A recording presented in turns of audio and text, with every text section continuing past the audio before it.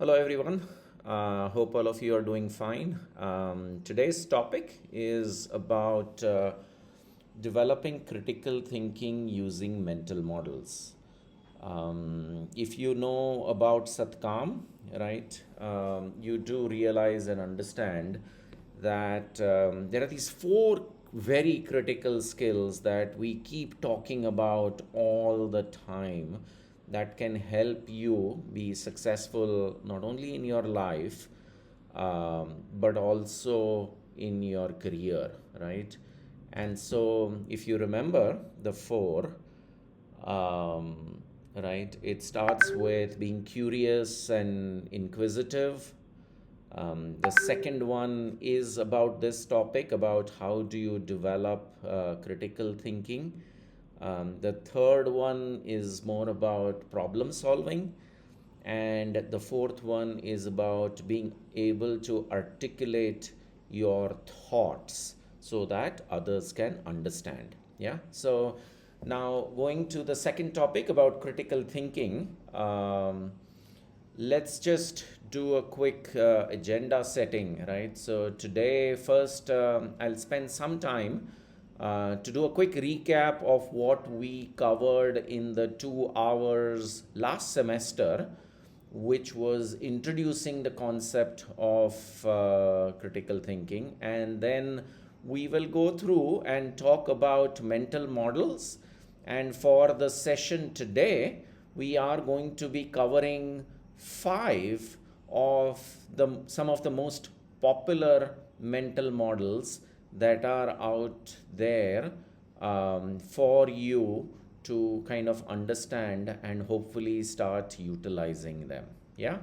So that's the topic for today. Just to reiterate some of the points again and again, right? Besides the fact that we talk about these four particular skills, hopefully you also remember that these are skills that you aren't going to be able to learn overnight. You aren't going to be able to go to a class and suddenly become good at it, right? We keep talking about these are skills that are compounding in nature, that you really need to practice every single day, right? And as you do it more and more, you will keep getting better at it, right? So same is the case with critical thinking and the ability to understand mental models and use them. Yeah.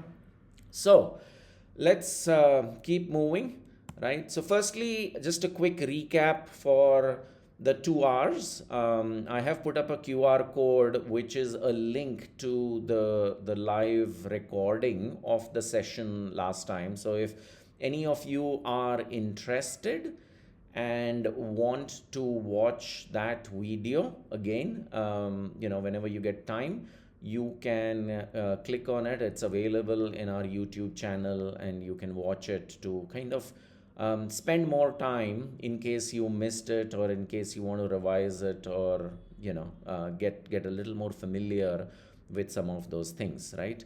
And the main things that we had covered in that video, just as a quick recap, is what are the main things that actually stop us from becoming good critical thinkers, right? So, firstly, what is critical thinking? Yeah. Maybe I'll pause over here and get some responses to see if you remember what does critical thinking mean.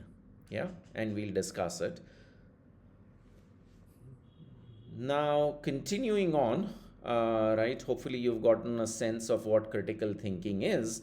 And one of the things that we had covered last time is actually a mental model that we will be covering today later on, called inversion, right?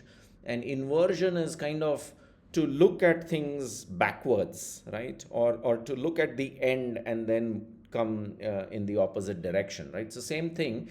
If you want to become a better critical thinker, the first thing that we introduced in our session was what are the things that stop us from being good at critical thinking, right? And we have this acronym that we have come up with at Satcam, right? It is really simple: A, B, C, D, E, F, right? And this is just a quick summary of what each of them are. As I said, the link was available. You can go through in more depth if you want to. But our main message was, at any time that you are making a critical decision going forward, right, and you feel like you are reaching a stage where you are kind of making a decision, right, please, as a practice, go through and look at if in your decision making have you made any of the common mistakes that actually stop us as human beings from making good decisions, right? And these six are the main reasons why we do not make good decisions.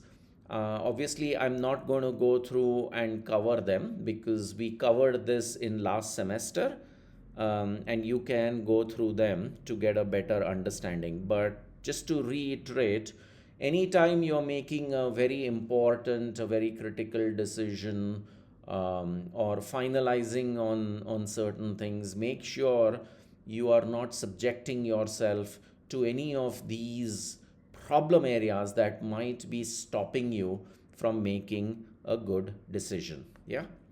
The next thing that we covered were like the three different approaches of how would you present your decisions in an official setting, right? And there were multiple options that are available, right? One is, let's say you have three options that are available, right? So you might say, I have option A, option B, and option C. And for option A, the pros or the advantages are, these things, the disadvantages are these, and same thing goes for option B and C. And then finally you would come to your recommendation, saying you recommend going with option C and here are the reasons. But at least it will demonstrate that you have taken time, you have collected data, you have analyzed all the information that you have access to, you have figured out that the solution could be multiple, and based on that you are coming back with a final recommendation, right? So that is one way of presenting yourself such that it will demonstrate the fact that you as an individual have really thought through this problem and not making a very quick decision or a judgmental decision or a decision that is based on emotions, right? Because remember, there are no prizes for being the fastest decision maker, right?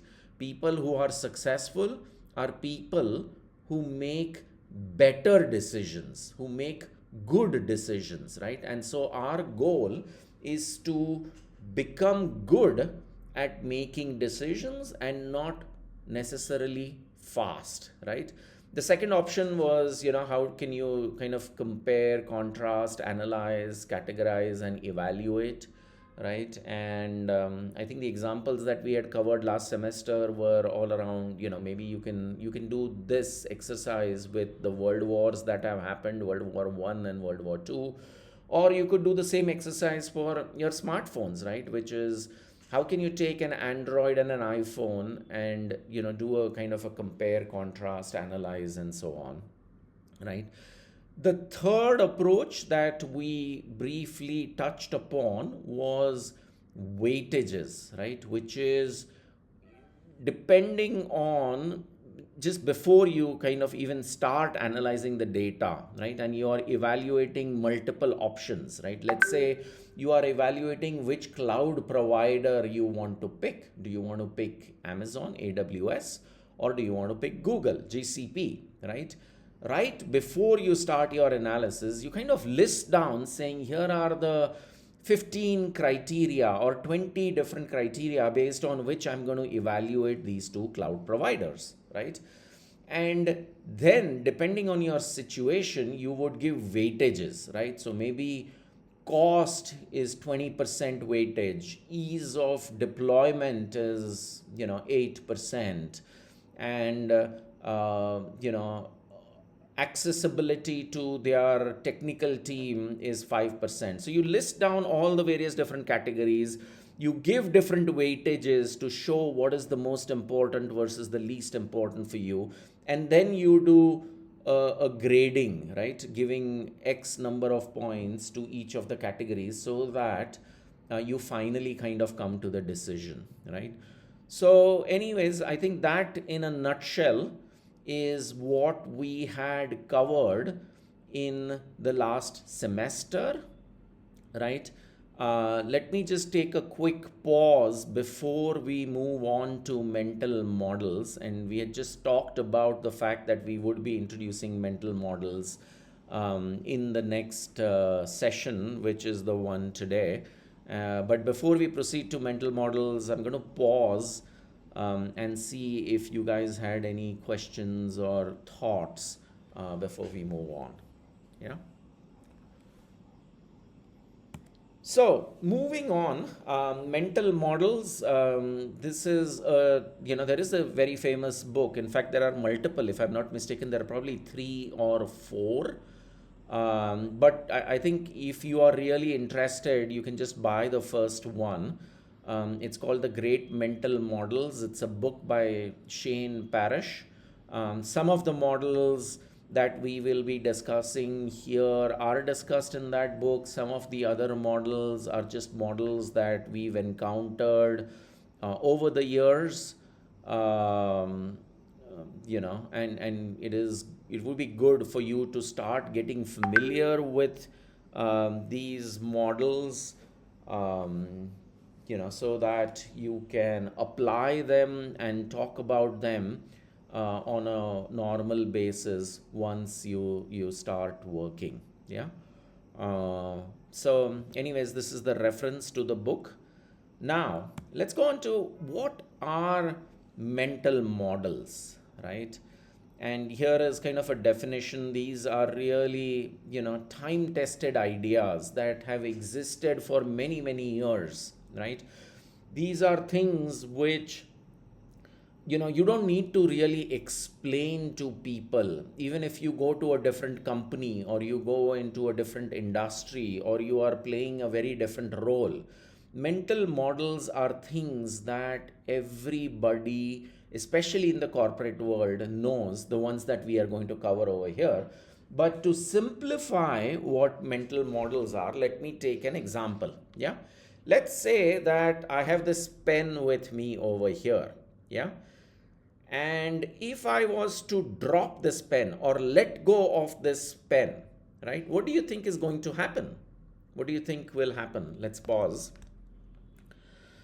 So interestingly, if I was to, conduct the same exercise with, let's say, a Nobel Prize winner of physics, right, to explain to me what will happen once I let go of the pen, right? Now, he could give obviously a much more detailed answer, but essentially, in simple language, the Nobel Prize winner in physics is going to say it's going to fall to the ground, right? And if I take this same pen and I go to a village, right, in India, and go talk to a 6-year-old who's studying in the local public school and ask him, hey, I have this pen and I let go, what will happen, right? Even the 6-year-old boy who's studying in the village is going to tell me that it's going to drop, right? Essentially, the concept, right? It's the concept or the mental model of gravity, right? We all understand, right? Irrespective of how experienced we are, how knowledgeable we may be, the fact that when you let go of something, it falls to the ground, right? And so that is what a mental model is. It is things that people across the globe, across different companies and industries understand, right? So, for instance, if you are standing on a roof and that roof is made of glass, you're going to be tentative because you understand that, hey, gravity might act, the glass breaks, and you could fall down, right? So, you're very, very tentative about it, right? And there are various different phrases that are used. For instance, right, if somebody says you are getting pulled into such and such's orbit, what does that mean? Let me pause and see if you understand when somebody says that, hey, you are getting pulled into such and such person's orbit, right? What do you think that means? Yeah. So anyway, models are essentially maps, right? They are not exact, they are not perfect. So a lot of these that you may see will not be exact, but they are maps that you can use to kind of navigate yourself in the world, right? The examples quoted over here are, if you remember, how does the world work, right? We, as people with a science and engineering background, will understand that, till around 1905 or, we used to think that, Newton's laws were what explained how the world functions, right? Till Albert Einstein came up with his theory of relativity, right? Relativity. And so then we kind of use Einstein's theories to explain how the world works. Now, who knows? It's quite possible that in a few years, maybe somebody else, right? Because there are still some things we don't understand. We are trying to use what Einstein tried to explain. But maybe there might be a newer model that comes about that tries to explain how the world works, right? So that's just an example. And then same obviously is if you go into kind of management, there is the Frederick Taylor, I think in 1914 15 somewhere around there, had come up with the management model, which is still used, although one can argue that that model probably made sense in a manufacturing kind of a setup where the people working in the factory just had to keep doing the same thing over and over again, and that doesn't really apply in the days and age of innovation and ideation per se, right?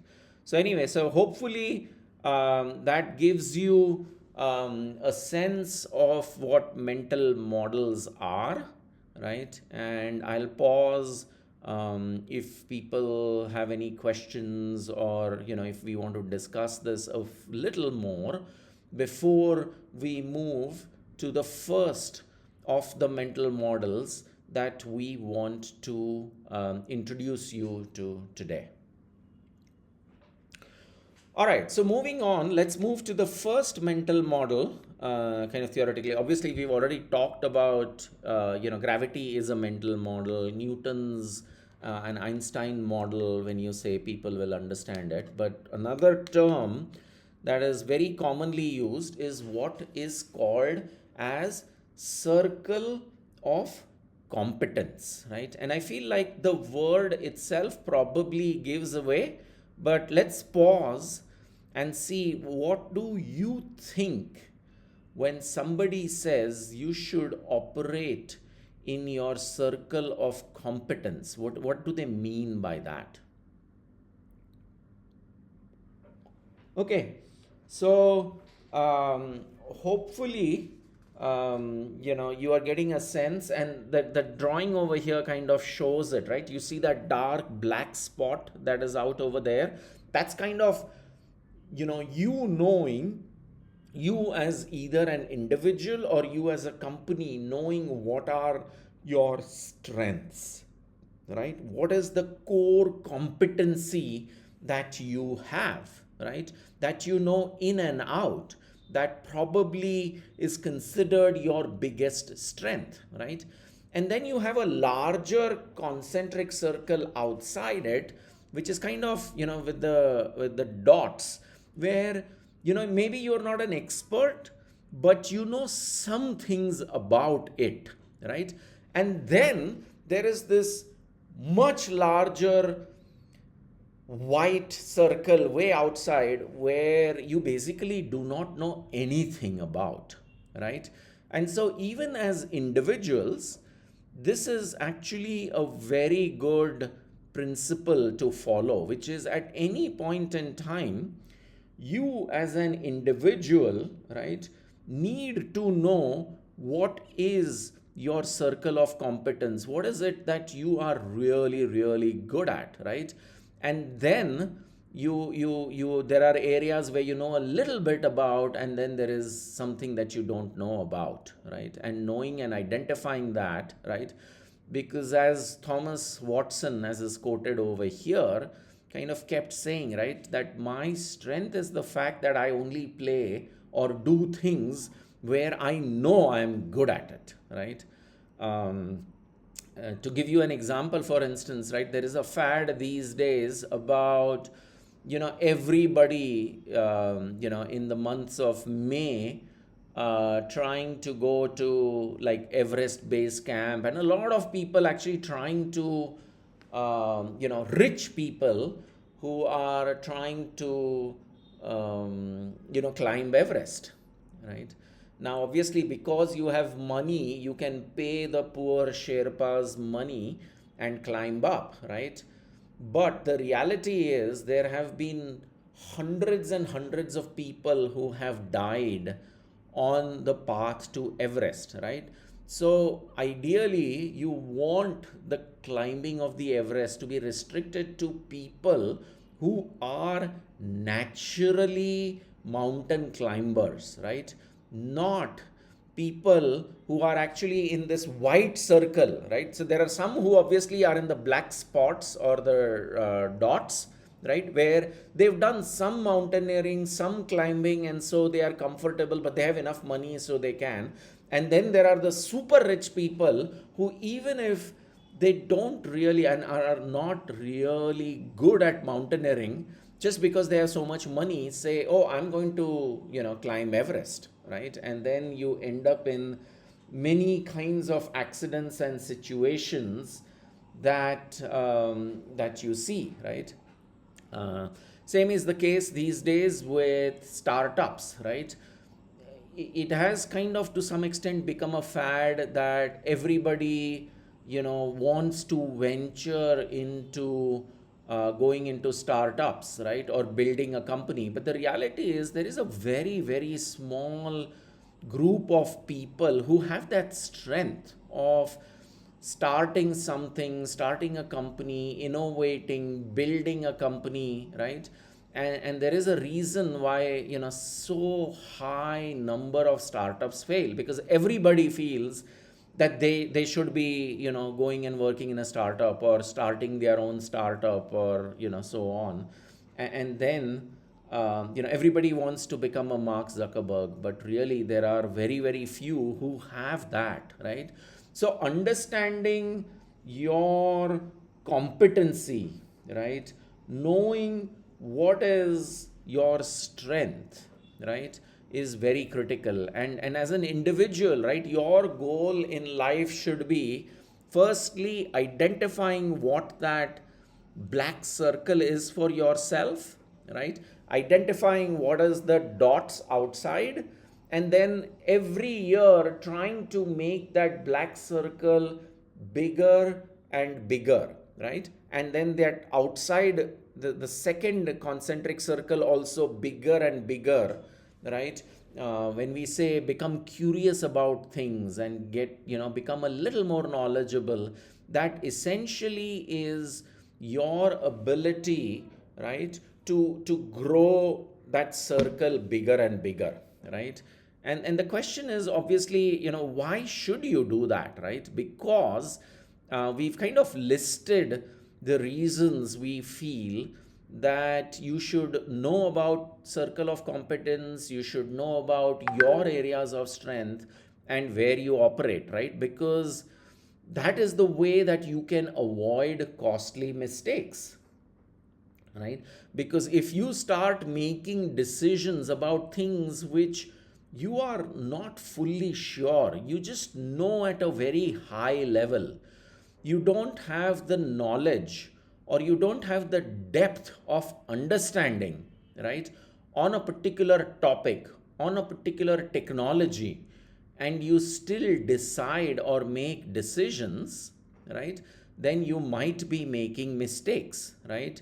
And then obviously, if you operate in areas of strength, knowledge, depth, right, you obviously are going to be, more efficient, more productive, be able to get more done than your peers or your competitors. And so the chances of success, the chance of being confident, right, is increasing as you continue to operate in these areas of competence, right? So circle of competence is the first mental model that we wanted you guys to be aware of, right? And then the question comes in, okay, how, if, for whatever reason, you are having to work because you are working in a company, right? And you need to operate outside your circle of competence, right? First and foremost is understanding that, hey, I really don't know much about this topic. Yeah. So I better take time to learn about it, to figure this out, to understand it more, right? Go do more research. Take time. Find an individual who is probably an expert in this topic. Go talk to them, watch some videos, and from being in the full white, at least get to a stage of where you have dots, right? And using experts out there, either in your company or people that you may know or in your network, and approaching them and talking to them, right? And we see this when we talk about startups, right? A lot of founders actually do take this step of reaching out to other people who have been founders in their previous life and talking to them about, their ideas and their challenges and seeking advice and mentorship, right? So that is something that you should do, right? Like real world examples we've quoted, right? Everybody feels like, oh, India is going through a growth story, right? And so I'm going to invest in the stock market, right? And so I'm going to take my money and I'm going to, get rich fast, right? And start investing, right? But that is a mistake that a lot of people make, and a lot of people lose a lot of money, right? You really need to study the stock market, study the company that is of interest, analyze all the information, data, their revenue numbers, their growth numbers, their press releases, their competition, their market, right? Before you just decide and say, I'm just going to invest in this company. Yeah. So be aware of this, right? Right, in terms of the circle of competence, right? And here's another example. What do you think is the circle of competence for Google, for a company like Google, right? What is their area of expertise and how do you know that, right?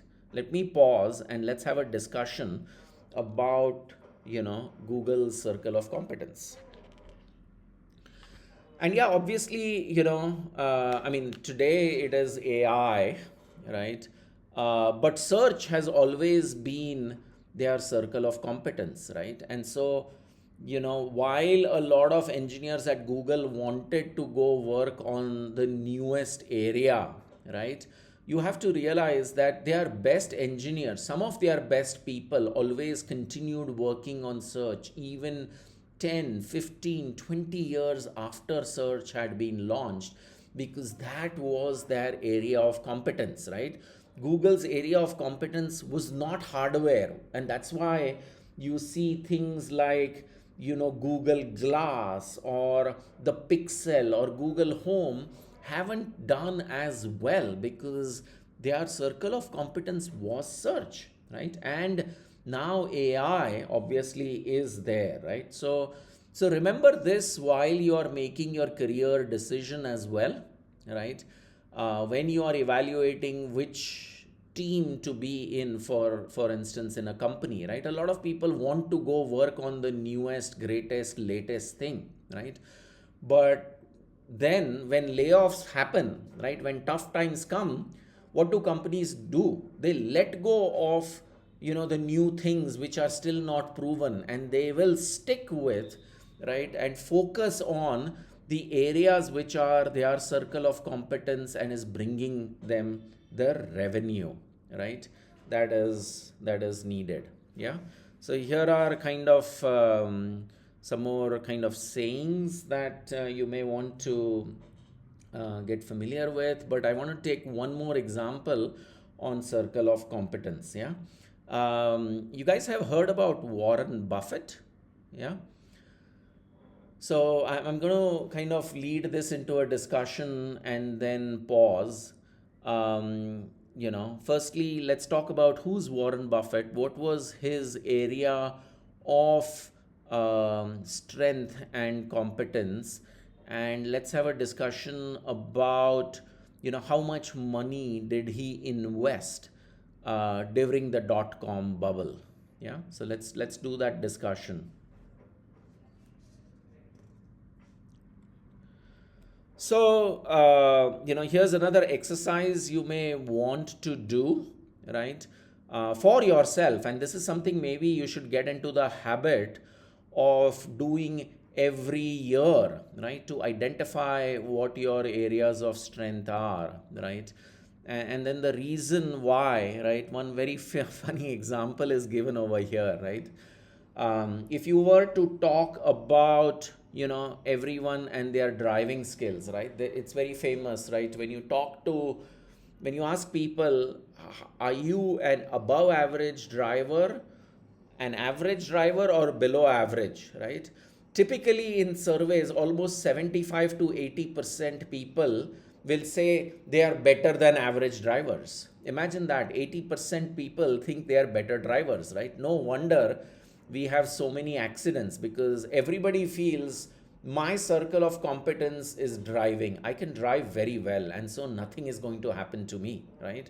And yet, every single day we see around us people, driving on the wrong side, fairly stupid, getting into accidents, and all of that. So I think driving is a perfect example where a lot of us have this feeling that we are a much better driver than all the other people on the road, and everybody thinks like that. Yeah. So that's circle of competence, the first mental model. And let's move ahead to the next one. Okay, so the second mental model that some of you might have heard. Have you heard the term Pareto principle? Or have you heard 80-20? Yeah. I'm going to pause over here and get some feedback from you based on whatever you understand as the 80-20 rule. So, this particular principle is very, very popular. And, any company you go to and, you're trying to make a point and you say, but that follows the Pareto principle, right? You don't need to explain to people about what that means, right? It is so common, so pervasive, so existent across the board, that if you say 80-20, or if you say Pareto principle, people will understand it, right? Let's take a particular example, for instance, right? How many of you use Gmail? Yeah. And how many features do you think Gmail has, right? So there are like hundreds and hundreds of features that Gmail has, right? But if you look at it, right, most of us are always only using, compose, attach, send, right? So if you look at it, pretty much, only 20% of the features are being used by 80% of the users, right? And vice versa, only 20% of the users are using the remaining 80% of the features or capabilities that Gmail has to offer, right? Most of us will fall in the 80% and use only 20% of the features, right? Again, as we said, if you remember these models, it doesn't exactly mean 20/80, right? It could be 76 and 24 or 79 and 21. But roughly, this 80/20 principle is, as we've said, fairly common, right? And fairly used across the board, right? So that you can start using it, right? And the same applies in, even if you're in sales, right? Most salespeople will say that 80% of the revenue of a company is going to come from 20% of the customers, right? Which is 20% of the customers are going to pay you 80% of your revenue.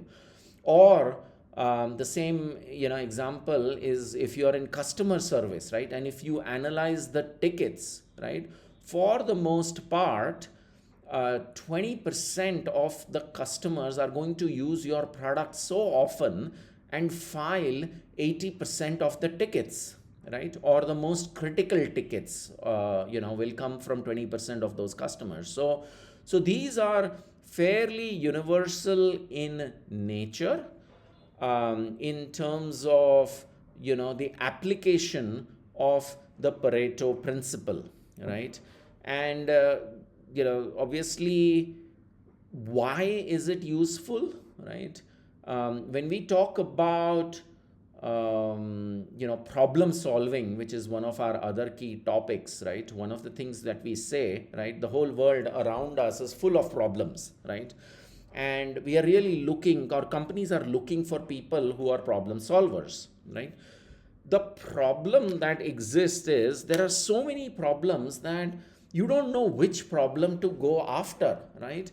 And the Pareto principle or the 80/20 rule is a phenomenal tool that is available to you that can help you prioritize, right? Which is the problem that I should go after, right? Because I could have thousands of problems, but the reality is, right, only very few are contributing to most of the dissatisfaction of my customers, right?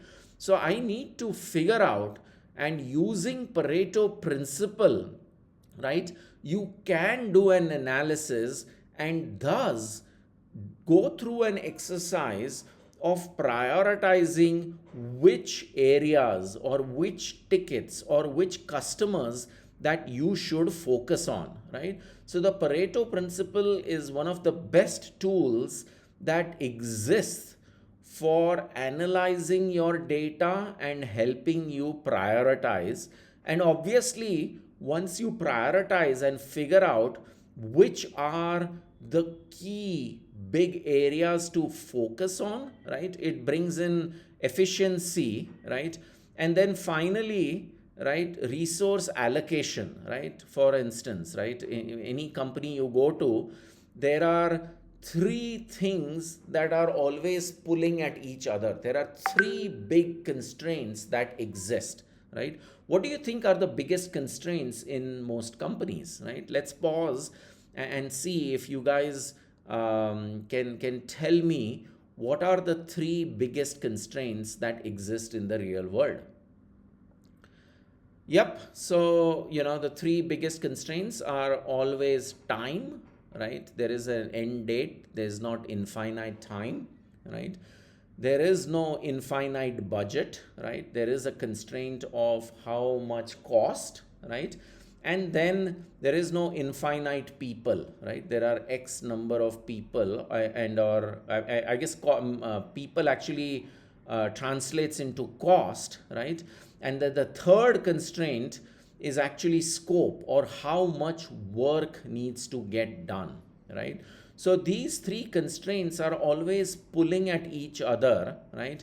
And you need to figure out who should work on what, right? And every company only has 20% exceptional people, right? And so you want your 20% people to focus on the work that is going to fetch you 80% of your revenue, right?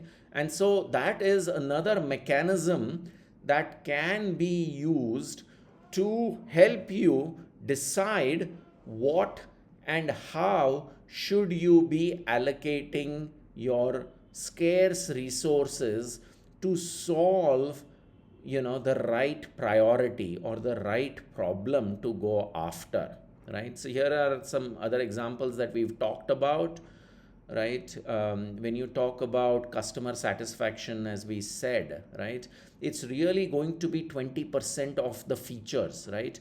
And so a company decides, right, what, these features are used by 80% of our customers, right?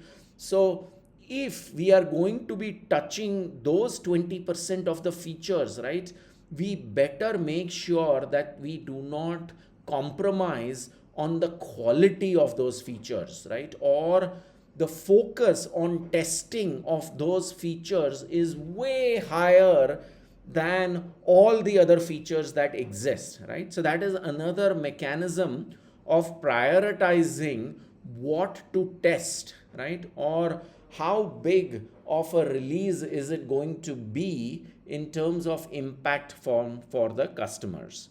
So that's the second principle, or mental model, right? The first one that we talked of was, what was the first mental model that we introduced?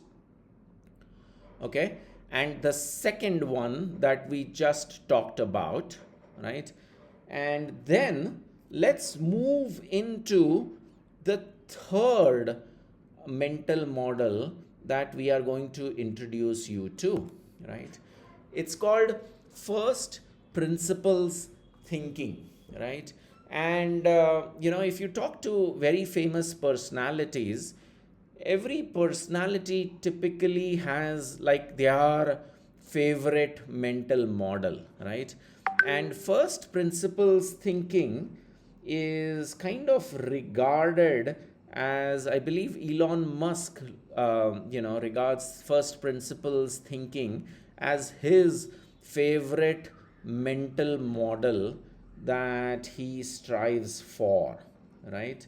And first principles is essentially, in any company there are so many things, and in any product there are so many features, and in thinking there are so many things, right, that can confuse people, right? First principles thinking is you go down to the basic fundamentals of why does this exist, or why does this work the way it does, right? And as long as you have gone down to the first principles thinking, to the basic fundamental reason of why something is as it is, you would have a good understanding, and there is no reason for you to go deeper, right?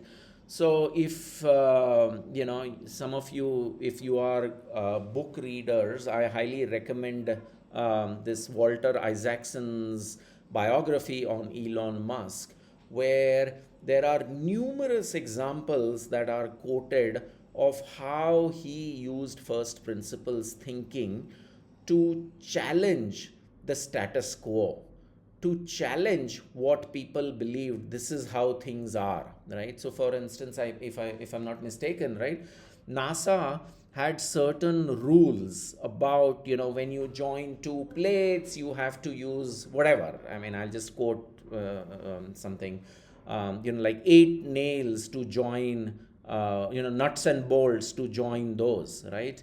And he would question them, saying, why do we need to have 8? Well, that's how NASA says it is. Well, but why does NASA say it is 8, right? And as he peeled the onion, which is what first principles thinking is about, right, he realized that, the material that was used at that point in time when NASA established the rule that you have to use 8 nuts and bolts to join two plates, at that time the material for those nuts and bolts was not as strong as it is today, right? Now today, with the advancement of technology, with the advancement of manufacturing and stronger materials, you can actually achieve the same thing maybe with only 2 nuts and bolts, right? So that is what first principles thinking is. And a very classical example, right, is if you go to any company, right, and you ask the question, why do we do this, right? And if somebody says, oh, well, this is the way it is over here, this is the way we do it in our company, this is the way we do it in our team, right? That is a clear indication to you that you need to be questioning why is it, and try and peel the onion to understand why a particular rule is the way it is, right? Because the time the rule was made, maybe there were some other things which is why the rule got established. And especially in larger companies, right, we talk of, when you go to a large company or a big company, there's a lot of bureaucracy, right? A bureaucracy is a set of rules that you have to follow, right? And the bureaucracy exists for certain reasons. For the time that rule was passed, it made sense, right? And so now that things have changed, right, you really need to kind of make sure that old frivolous things that don't make sense anymore are still not pursued or still not followed, right? So the reason first principles thinking is important is that is what is going to allow you to challenge assumptions that are being made. And remember, assumptions is one of the biggest mistakes, right, that exists. The A out of the A, B, C, D, E, F of what stops us from making good decisions was assumptions, right? And if you use first principles, you are going to be challenging assumptions that might be existing, right? And first principles thinking is what will help you maybe come up with an innovative solution, right? Uncover, problems that exist that have since been solved, right? And it obviously helps you in making good decisions, right? So as we said, first principles thinking is like peeling the onion, right, of uncovering things as they exist. And let's take a couple more examples, right? For instance, right, before I go there, let's talk about, why do you think, or what can cause a human being to die very instantly, right? What if you take away from a human being will cause him or her to die, right? So yeah, as we said, right, the first thing, right, is if you take away oxygen, right, they're going to die in the matter of whatever, a minute, right?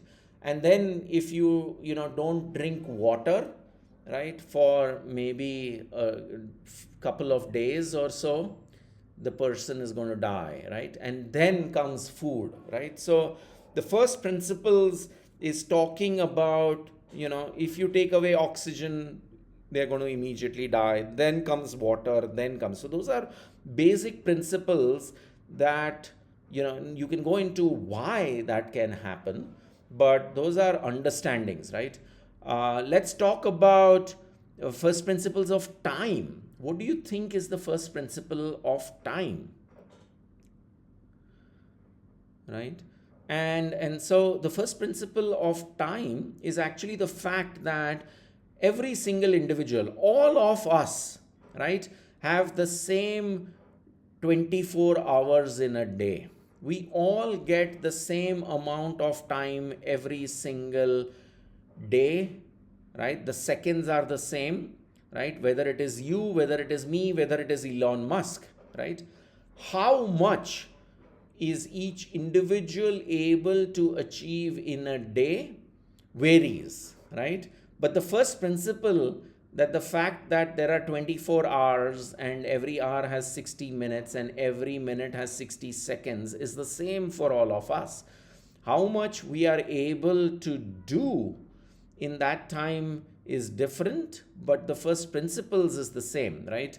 Basketball and cricket, right? Let's take first principles, right? And it's very interesting, right? Most of you will not know this, but for fans of cricket, right? There was this, I think it was the 1997 Cricket World Cup that was played in India, right? Where there was a cricketer who challenged how World Cup one day cricket should be played. Does any of you know who it was and what was he challenging? Let me pause and see if you guys understand or know that. So yeah, it was Sanath Jayasuriya from Sri Lanka. Yeah.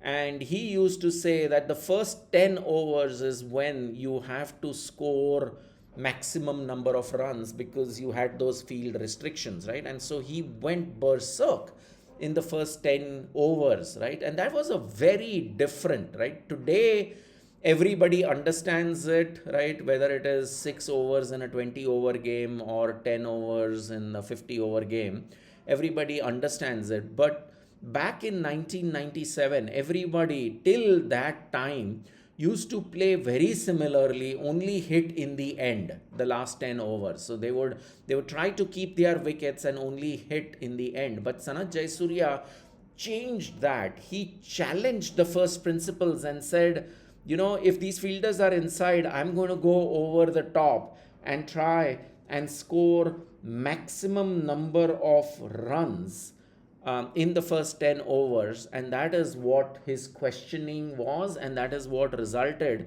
in Sri Lanka winning that World Cup. Yeah. So those are first principles that we've talked about. Now coming to techniques, right? There is this very famous technique called the 5 whys that was made famous by Amazon, right? And it is something that you can practice, right? Whenever there was a problem at Amazon or there was a discussion, they got into this habit of asking 5 whys, right? And what it helped was, when there was a problem, right? Many a times we tend to go after the symptom, because we only notice a symptom. We only notice some problem and we ask the question why, and we go after the first why and try and solve, right? And that is typically called as solving for the symptoms, but not going down to the root cause. What is the real reason why something is happening, right? And so, for instance, in Amazon or in a particular thing, right? Let's say an e-commerce site. Let's say your revenue is going down, right? Which is you are making less sales, right? So the first question you ask, they'll say, well, we are not able to close deals, right? So then the question may be, oh, we are not able to close sales deals. That means that maybe our salespeople are not good. So let's get rid of the salespeople and hire new salespeople. And you get new salespeople, and even then the revenue doesn't go up, right? Maybe if you ask the second why as to why are we not able to close as many deals, right?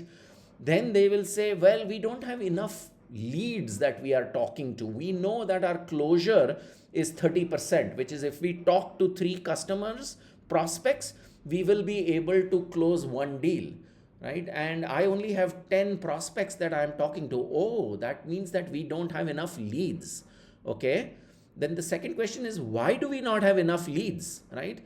Maybe that is because our social media audience hasn't been built. Oh, why hasn't our social media audience been built? Well, because 9 months ago we decided and reduced our marketing staff that was doing interactions in social media or was doing blasts on LinkedIn or Twitter or whatever, Instagram if you are a D2C player, right? So what happens is you might actually have said, let's get rid of this marketing person. 6 months later, you kind of realize that our revenue is going down, right? And you don't get down to the real reason why the revenue started going down unless you kind of keep peeling the onion, keep asking the 5 whys, right? So one technique that you can use to help you get down to the first principles thinking is adopting asking yourself 5 whys to get down to the root cause and thus identify the real problem that exists. Okay, so that's the third mental model of the day. Let me pause over here, do a quick discussion on any of the 3, or if you could list down the 3 that you remember till date before we move on to the next one, which is second order thinking, right? Which is that in second order thinking, you typically think about a decision and decide I'm going to go with A or B, right? But then you pause and just decide and go do A. But you never think about, okay, if I do A, what will happen? What could be the consequence? What could be the second level of consequence of my decision, right? That I have taken over here, right? And that is when you kind of realize that there could be other problems that come up, right? So you don't anticipate, right? You only look at the immediate results and don't go into what might happen because of that decision, and then because of that what might happen, and so on. Yeah. So there is this classical example about, I think, when the Britishers used to rule over India, there was this thing called the Cobra effect. Yeah. I'll pause to see if anybody knows about this particular storyline, which is a classical example of demonstrating not thinking about second order thinking. So the Cobra effect is a pretty amazing story, right? What had happened was there was a rise in the number of cobras in India, and a lot of people were getting snake bites, right? And so what the Britishers decided was that we need to reduce, right, the number of cobras in India. And so what we will do is we will reward people who bring us either a dead cobra, right? So if you bring into this such and such office, you know what? We will give you a prize, we'll give you some money, and thus people will start killing cobras, and because of that, the number of cobras will go down, right? They never realize the fact that, India at that time had become poor, because this is the 1920s and 30s, right? And so people were willing to actually breed cobras, right? Because they were like, man, if I grow 10, 20, 30 cobras every, whatever few months, and then I will take them, right? So there was unintended consequences of actually more cobras being born in India, because the Britishers thought that if we reward them, it'll reduce, right? So that is what is called as second order thinking, right? Where you don't think about what could happen, right? There is another example actually, if you think about Airbus, right? Where Airbus thought that, what, people are really looking for very quiet planes, right? They don't want too much noise, so that in long journeys they can actually sleep on the flight. And so Airbus came up with very quiet uh, engines, right? And what ended up happening was, now because it was so quiet, you know the passengers could very loudly hear crying babies, or adjacent snoring passengers, or the flush being used in a toilet, right? So the unintended consequences was, people actually started noticing other noises which they had not noticed because of the constant hum of the engine, right, that was there. And it started actually making the flying experience worse, right?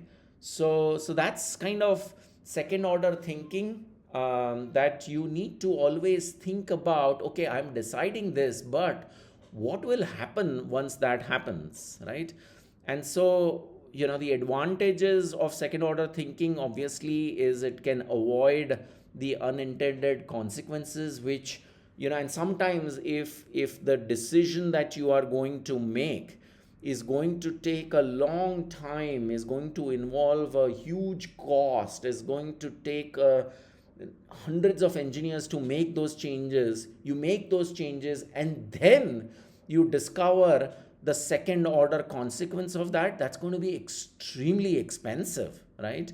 And a wasted effort, right? So it can help you avoid wasted efforts that might be involved if you don't think, right? And it also increases decision making and adaptability, as is kind of listed over here. Yeah. So and the classical case, right, is, if you think about, which game do you think people are always thinking every player who plays that game is very good at second order thinking? Let me pause. Yeah, so, as is very evident, right? Every chess player, right? It is, why are chess players different? Because you and me, who might not be playing chess every single day, right? We will just move this, right?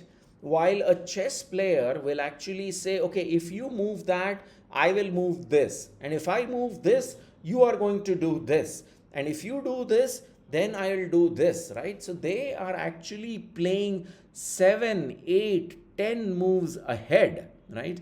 And so that is, becoming a chess player is a very good way of kind of developing second order thinking that can help you, think through all these kind of decisions, right? The cobra example that I already quoted is obviously, very very common, and quoted many a times, right? And why is second order thinking important, right? Because we do work in a world where there are multiple overlapping connections, right? And so if we do not think through, right, we might make the mistake, right? The other thing is, many a times when we decide, we are only thinking about short term gain, right? And so we forget that long term thinking requires us to think about, the repercussions of our decisions, right? And so second order, the only thing of caution to note is you have to be careful that you do not get into an analysis paralysis, right? Saying, well, let me think through. If I do this, then this will happen, and if this happens, then I'll do this, and if that happens, then what if that, right? So over analyzing, right, or over designing can be a slippery slope that you need to avoid, right? So that you don't make, you don't get into actually not making a decision at all, right? So those are kind of some of the practical aspects to remember of the second order thinking mental model that we have talked about. Yeah. Now we will go to the final one, the fifth one, which we've actually already demonstrated for you. Yeah. And remember, I talked about famous personalities having their own favorite mental model, right? What was the favorite mental model of Elon Musk? Yeah, first principles thinking, right? Similarly, have any of you heard about Charlie Munger? Yeah, let me pause and see if any of you know who Charlie Munger was. So, inversion, which is the last mental model of the day, was Charlie Munger's basic, the go to mental model, right? Which is, you look at the problem from the end point or from the reverse, or you work backwards, right? So, for instance, if you remember, right, critical thinking, right, the session that we did last semester, right, we started with A, B, C, D, E, F. And what are those? Those are things that stop us, right, that prevent us from being good critical thinkers or from making good decisions, right? So we've already adopted and used the inversion model, right? And so what is the inversion model saying, right? If you say, you know what, I want to get such and such done, right? So the question you ask yourself is, okay, what is going to stop me from achieving such and such, right? And if I identify 3 4 things, I will make sure that those 3 or 4 things will not happen, right? So that is how the inversion model works, right? So for example, right, in a company, right, if they say that, we want to maintain creative thinking, right, you could ask yourself, well, what is going to kill creative thinking? Maybe it is too much process, too much bureaucracy, too many approvals. So you come up with the list of things that is going to stop the company or the employees at a company from being creative, and you try and solve for those, right? So that is what inversion is, which is thinking backwards, right? And here are some kind of what are the benefits, right? Which is, it helps us from preventing something from not happening, right? And the most important one, right, is we all have blind spots around us, right? So it helps us to figure out what are those blind spots? What are the things that we might be ignoring because we are so focused on getting X done, right? And it helps us obviously in simplifying decision making, right? So let's take a couple of examples, right, to kind of prove this point, right? So let's take the example of traffic signals in India, right? You all know that for whatever reason we are very impatient, right? And we jump traffic signals a lot. So, what discovery has helped solve that problem in India? Yeah, I'm going to pause and allow us to have a discussion of a particular innovation that came up in India that allowed us to solve this particular problem. All right, great. So yeah, that is a pretty amazing, example that people just wanted to know how long do I need to wait. It wasn't that they had a problem to wait at the signal, right? It was the fact that I need to know how long, and then people will follow directions, right? Um, let's take another example, right, of our UPI, right? What is an invention, right? If you remember, right, one of the things that people talk about is the fact that there is a lack of trust, right?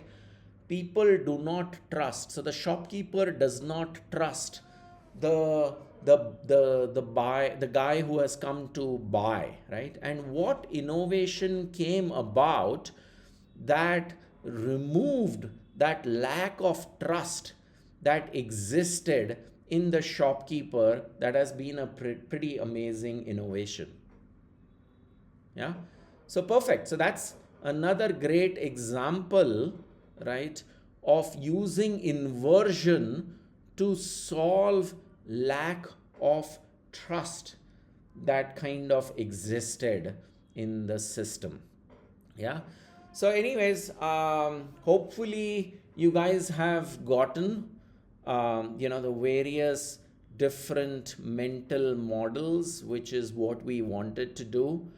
As we've talked about, these skills are compounding in nature, and we would like you to study these models in more details. As and when time permits, go to YouTube, watch videos about how different people have used these 5 mental models that you have gotten an exposure to.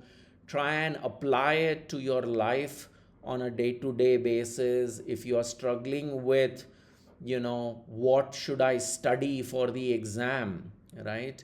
Use the 80-20 principle. Look at past papers. I mean, when we look at past papers, essentially we are doing that, right? Which is trying to figure out which are the 20% topics where 80% of my marks could come from, and use these principles in your daily lives to help incorporating them such that you start making good decisions. Yeah, so that is it for our session on critical thinking and mental models. Hopefully you found it useful. I'll pause over here and before so that we can have a quick discussion before we end the session, and over to the person conducting it.